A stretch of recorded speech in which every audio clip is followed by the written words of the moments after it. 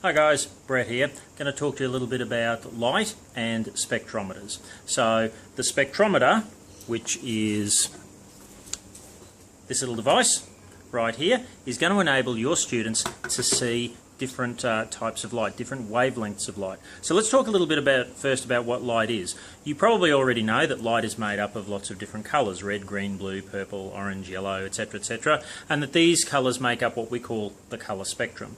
You can see them in a rainbow. A rainbow is literally just white light being split up into its different colours. Now those different colours are actually caused by different wavelengths of light. So I'm just going to borrow this whiteboard marker and the fridge behind me.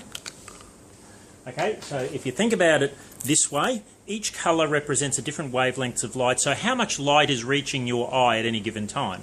So some wavelengths of light look like that. You know, so this is your eye, and the light is hitting it in waves like that. Some wavelengths of light are more compressed, so more like that. So you can see that more waves are hitting the eye in any given time than this wavelength of light. Now our eyes interpret these different wavelengths of light as different colours. That's literally all colours are. It's just different wavelengths of light. Now what a spectrometer does is that it kind of stretches that light out. So it takes a narrow sliver of light coming through that little hole there that you can see just up at the top there, that little rectangle, and it takes that light and it stretches it out into a much larger band so that you can actually see the differences in the colours. Alright, so what is the good of a spectrometer? I mean, you can do the same thing with something like this, a prism. Pretty straightforward. So why spectrometers? Well, spectrometers are incredibly useful because light actually has to travel through things to get to our eye. The light that's travelling from these overhead lights right now is travelling through the air. Only light in space travels through a vacuum. Now, different things actually absorb different wavelengths of light so that they sort of cut out. And what I've done is that I've actually taken some photos of these, overhead lights that you can see here, and I've also taken some photos of the light outside, and I'm going to add these into the video. So what you should be seeing right now is that the light coming from these fluorescent lights overhead isn't the same as the light coming from outside, because in the fluorescent lights some of the colours actually seem to fade out or disappear entirely. Why is it so?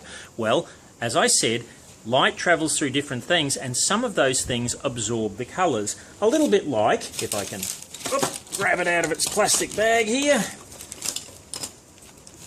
Just excuse me for one moment. If you think about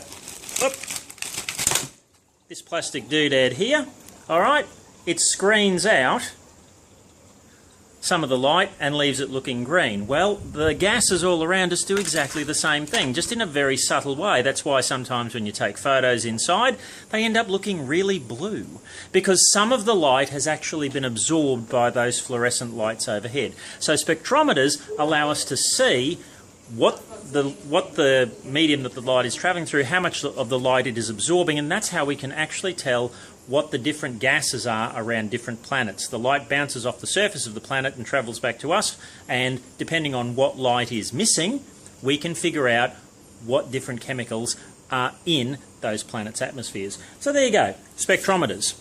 They measure frequencies of light and let us know what things are made of. Pretty cool.